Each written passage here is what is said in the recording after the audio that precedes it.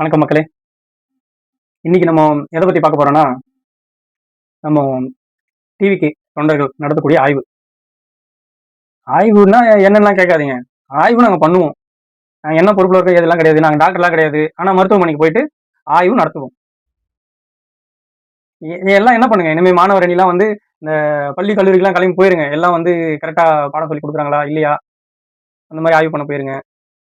யாருங்க உங்களுக்குலாம் அதிகாரம் குடுக்குறது?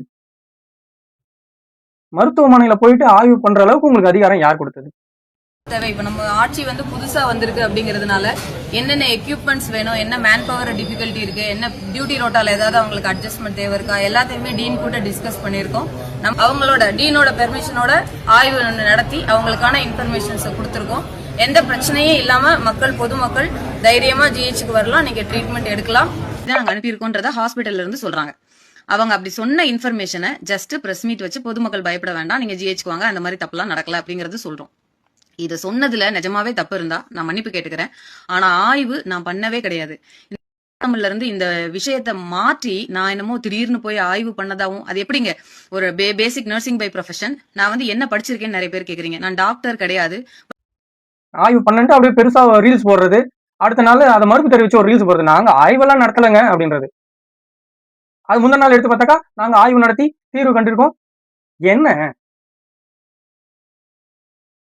போனா ரீல்ஸ், வந்தா ரீல்ஸ், ரீல்ஸ்லயே வாழ்ந்துட்டு போங்க. கடைசி வரைக்கும் ரீல்ஸ் தான். ரீல்ஸை காமிச்சு ஓட்டே வாங்கிட்டீங்க, அதிகாரத்துக்கும் வந்துட்டீங்க. இப்பயாவது கொஞ்சம் வேலையை பார்க்கலான்னு பார்த்தா அப்பயும் ரீல்ஸ். ஒரு எம்எல்ஏங்க பாவம், ஒரு ஒரு தொழிற்சாலை வந்து தீ விபத்துல மாட்டிக்கிட்டு இருக்கு, வெடிச்சு செதறது, அவ்வளவு தீ எரிஞ்சிட்டு இருக்காங்க.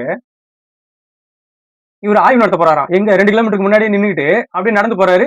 அவருக்கு ஒருத்தர் காணொலி எடுத்து, அவர் பண்ணிருக்க மாட்டாரு. அவரோட யார் சொல்லுவாங்க, அட்மின் இல்லையா, அவரு தான் பண்ணியிருக்காரு. அவர் பண்ணலங்க, எம்எல்ஏ பண்ணல. அவர் அட்மின் வந்து ஒரு பக்கம் வீடியோ எடுத்து அப்படியே பிளாஸ்ட்னு அப்படியே பேக்ரவுண்ட் மியூசிக் எல்லாம் போட்டு தெரிக்க விடுறது.